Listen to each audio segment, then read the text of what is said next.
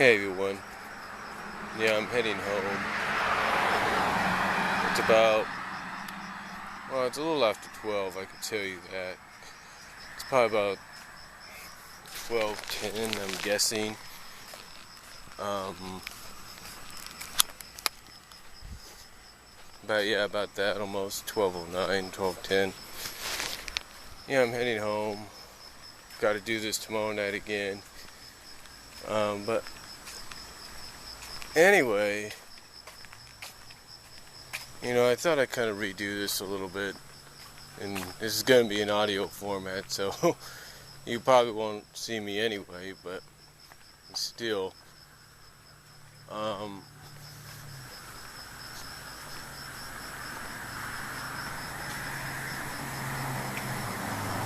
Oh, a sec.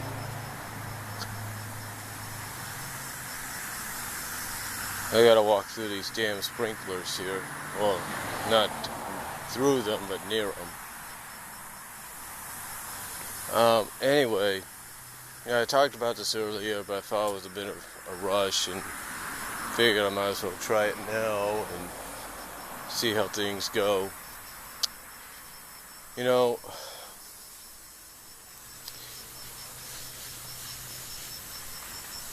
A lot of people always wonder why, folks like me, people like me are, we like to read, fan fiction stories or read fan fiction web comics or even upload clips of things like transformations and shape-shiftings and stuff like that. Why we're fans of that kind of stuff. And to me, it's more about the fact that we're not just fans of it, it's the fact that it intrigues us. We're more along the lines of we like to be intrigued. We find it interesting, to see what it's like. To read what it's like and kind of imagine in our minds what it would be like if that could happen in real life. And a place like DeviantArt and even Infinite, places like that give plenty of opportunities for that to be realized, for people to actually come out and enjoy that kind of stuff. It gives them that opportunity.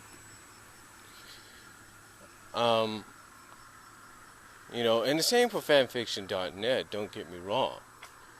And maybe even Erica's portal, EKAE-S portal.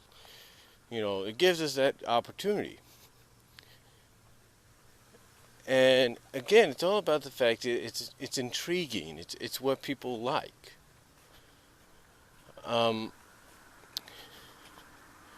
It's just fun to imagine certain things. And people always wonder, why people come up with this kind of stuff, why they write these stories. Because again, like I said, it intrigues them. Why take popular characters and put them in crossovers, or why take popular characters from a certain franchise and then, let's say, do a fusion transformation with them and stuff like that? Because it intrigues them. It's like, to them it's like, well, if the show or any part of the franchise ain't officially going to do anything about this, or ain't going to go in this kind of a direction, then heck, I'll do it. I'll go in that direction. I'll write the story, or I'll make the web comic, or heck, if they have the abilities and the software and all that at their disposal, they'll make a flash animation of it, or even a true animation of it, just to get it out of the way, just to get it out of the system. And that's why people write these kind of stories, even original stories.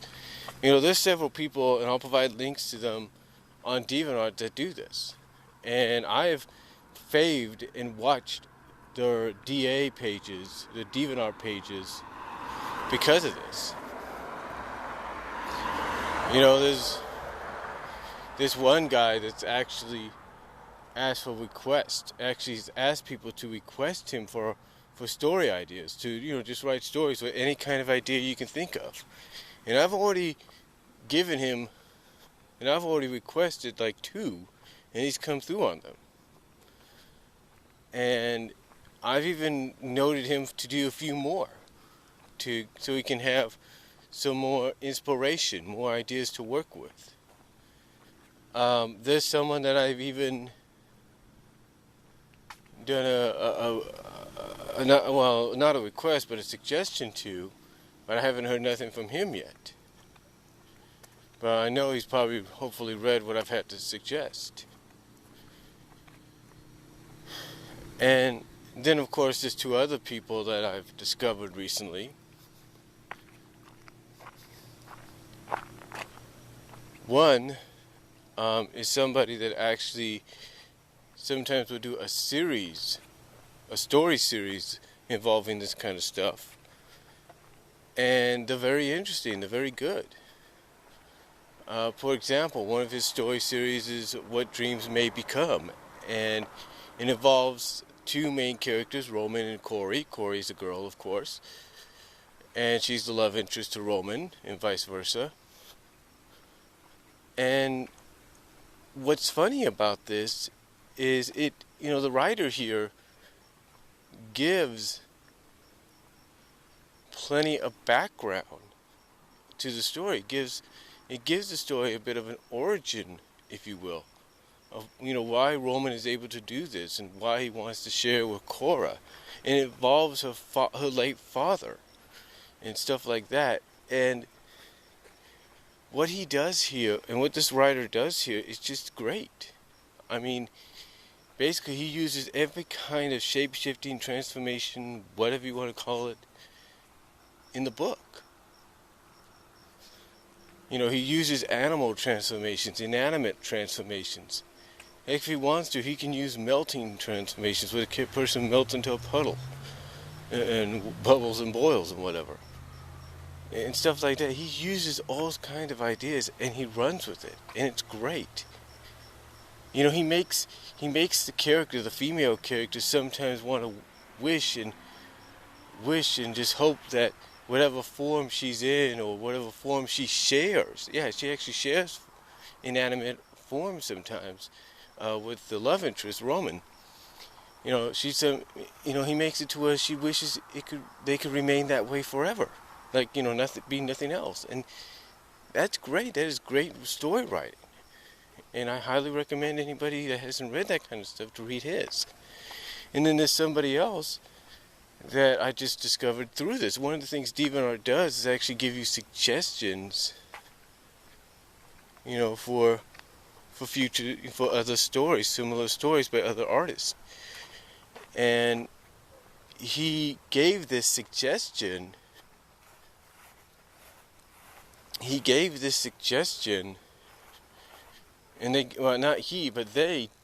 gave this suggestion to this one person. And one of the stories I read was recently, and I'm trying to read any other ones they have, had a young sorceress basically coming of age, basically becoming 18, 19 years old, or 21, or basically coming of age between the ages of 18 to 21. And basically this young sorceress,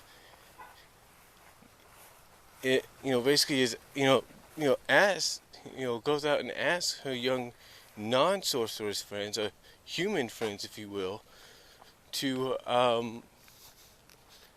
let her use them as her assistants in her coming of age show. Basically, she's got to do somewhat of a magic show to prove that she's, and there goes a firework in the background, but to show that she's come of age and that she's ready to be on her own and be a full-fledged sorceress, or magician or whatever. So basically, this person does exactly what the other writer artist I talked about does.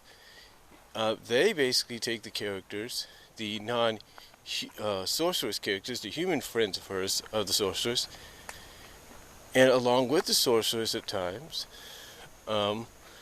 basically change into different animals and inanimate objects.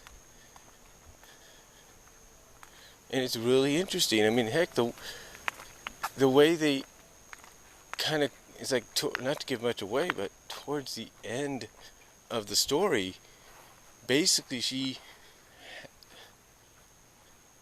like I said, towards the end of the story, she basically has her and her friends merge into this big old uh, big old hydra, turns them into ice, and then puts a fire in them, melts the ice figure into nothing but a puddle of water that evaporates into steam. So it's really interesting and really intriguing, and this is the kind of stuff that people like me are fans of, and this is why we like it.